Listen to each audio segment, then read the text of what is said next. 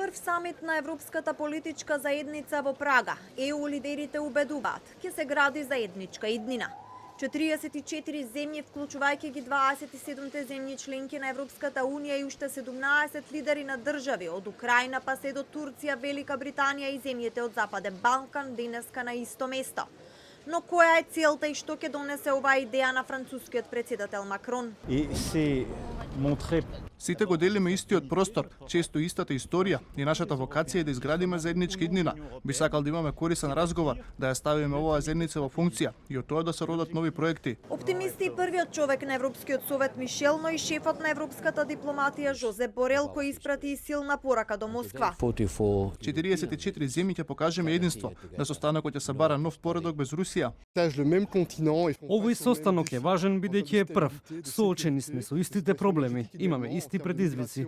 Јас сум голем оптимист. Ќе се покаже колку добро можеме да соработуваме. Европските експерти пак скептични. Велат прашање од 6 милиони евра е дали ЕУ лидерите градат нова политичка сила на Европа или само позираат за една фотографија. Бодо Вебер, експерт од Берлинскиот центар за демократизација, во интервју за телевизија 24, вели дека земјите како Македонија и Албанија имаат основа за стравување од проширувањето на Европската Унија и ги советува македонските власти моментот да го искористат за порака, дека Македонија не сака да биде земја од втор ред.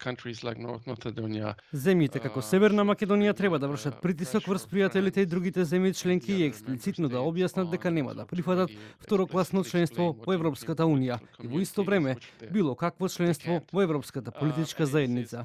Направете го тоа како албанскиот премиер Рама, што објаснува јавно.